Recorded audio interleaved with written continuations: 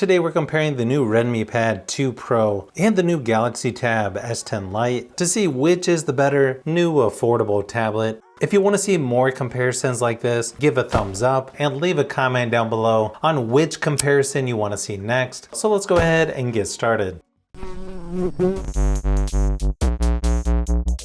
Both of these tablets start at just over $300 and both start with 128 gigabytes of storage and 6 gigabytes of RAM. You can also go up to 256 gigabytes with 8 gigabytes of RAM for both tablets. You can also use a microSD card up to 2 terabytes for each one as well. Now, as far as the screens go, the Galaxy Tab is a little bit smaller at 10.9 inches versus 12.1 on the Redmi Pad 2 Pro. The Galaxy Tab is going to be thinner, lighter, a little bit more portable. The Redmi Pad is IPS LCD versus TFT LCD on the Galaxy Tab. But I've got to say, when you put them next to each other, screen quality is going to be very similar. In fact, I don't think most people will be able to tell the difference in person. It really is that close. One advantage with the Redmi Pad is you get higher resolution and up to 120 Hz refresh rate versus 90 Hz on the Galaxy Tab. So technically the Redmi Pad 2 Pro should have the better screen quality, at least on specs alone. But in my opinion, I don't think you can go wrong with either one. And again, they're very close.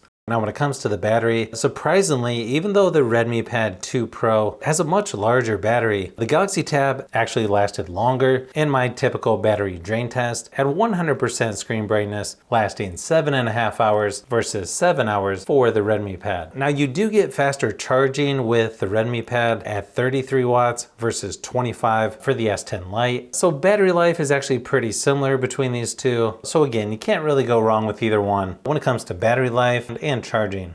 Software wise is going to come down to personal preference. Both tablets are on Android 15. Obviously the style is going to be a little bit different, but I think Samsung has the advantage here, having some extras like Samsung DeX if you want to be a little more productive. Now the Redmi Pad does have split screen and floating windows, so that's definitely good to have as well. One advantage with the S10 Lite is it comes with the S Pen included, where the Redmi Smart Pen does work with the Redmi Pad 2 Pro, but as far as I know, it's not included. Probably depends on where you're located, but the good thing is you've got pen support on both of these if you want to draw, take notes, or just move around the software. Probably the biggest advantage for Samsung is their software support is 7 years now, which is leading the industry versus 3 years of major software updates on the Redmi Pad with 4 years security updates. Again, obviously some of this is going to be personal preference, but I would give the slight edge to Samsung when it comes to the software and how many years you get for software updates.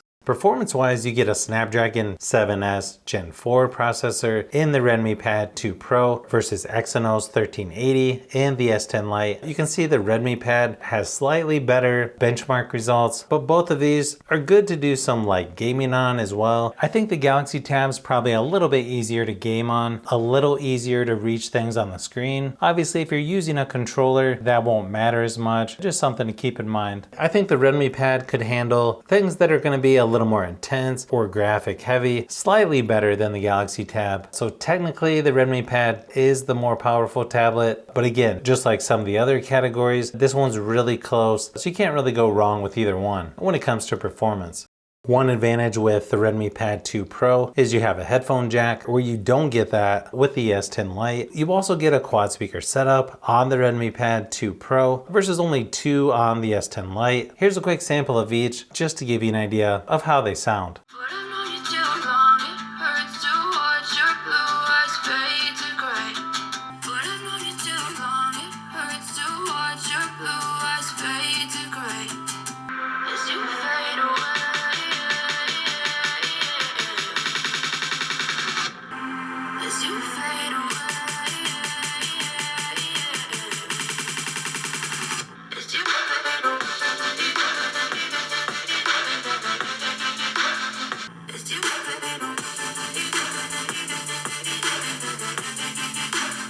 Now when it comes to cameras, I don't think cameras are that great on either tablet when you compare these to cell phones, but you are going to get a little higher resolution on the front on the Redmi Pad at 8 megapixels versus only 5 for Samsung, which could come in handy for Zoom meetings or other video conference calls. You also have an 8 megapixel camera on the back for both tablets. Here's a few quick samples of each just to give you an idea of how they compare.